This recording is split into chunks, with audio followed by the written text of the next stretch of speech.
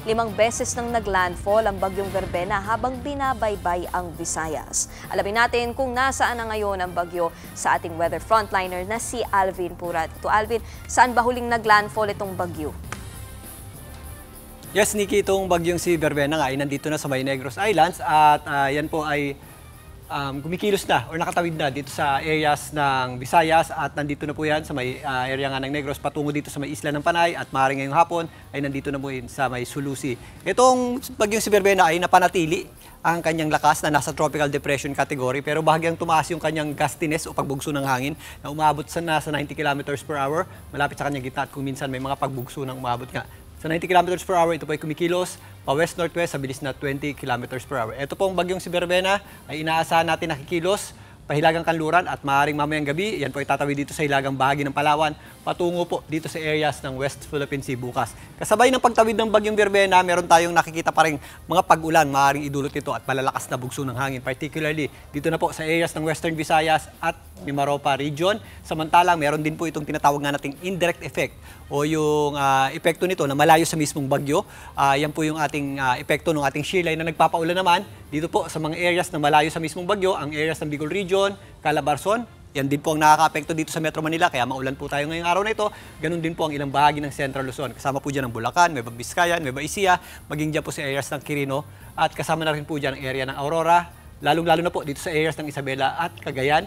At magpapatuloy po yan, kahit na makatawid na po itong bagyong si Verbena dito sa may West Philippine Sea. Sa ngayon, nakataas po ang tropical cyclone, signal number 1 ng Pag-asa sa mga areas ng Occidental Mindoro, Oriental Mindoro, kasama po dyan ang Romblon, Masbate, northern at central portion ng Palawan, kasama na po dyan ang Calamian, Cuyo at Cagayan-Silio Islands. Samantalang nakataas pa rin ang signal number 1 sa mga areas ng Antique, Aklan, Capiz, Iloilo, Guimaras, Negros Occidental, Negros Oriental, kasama na po dyan ang Siquijor, maging dito sa areas na Cebu, Bohol, yan po yung mga dinaanan na ng bagyong Verbena, Samar, Eastern Samar, Biliran, Leyte at Southern Leyte. Meron din tayong mga signal number 1 sa mga areas ng Dinagat Islands, although nababawasan na po yung ating mga pagulan dyan.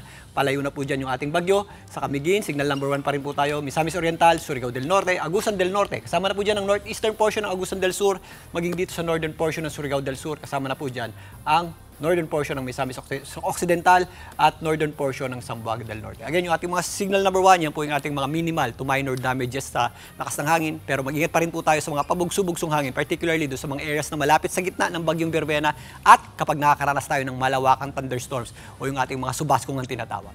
Nikki? Tito Alvin, kailan ba natin pinakamararamdaman nga yung pag-ulan nadala nitong bagyong Verbena?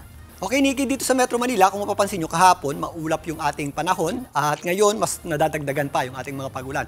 Bukas, mas madadagdagan pa rin yung ating mga pagulan kahit na nandito na sa may West Philippine Sea itong bagyong Verbena. Dahil yan, nung nga sa tinatawag nating indirect effect ng pagtawid nito sa ating bansa. Meron kasi yung hinihilang amihan o northeast monsoon na kung saan nag-enhance nga ng ating amihan at meron tayong epekto ng ating shear line. At kung mapapansin nyo, maliban sa Metro Manila, yung mga karating lugar nito na malayo sa mismong bagyo ay inuulan din, lalong-lalo ng areas ng Quezon, Bicol Region, kasama nga ang areas ng Aurora at malaking bahagi ng Central Luzon, kasama na po dyan ang Cagayan. Bukas, mas madadagdagan pa rin yung ating mga pagulan dyan.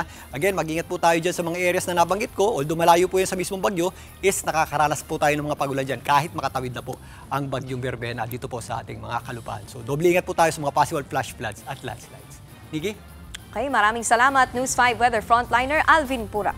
Mga kapatid, Nikki de Guzman po. Para sa pasada ng mga rumaratsyadang balita, mag-follow at mag-subscribe na sa social media pages ng News 5.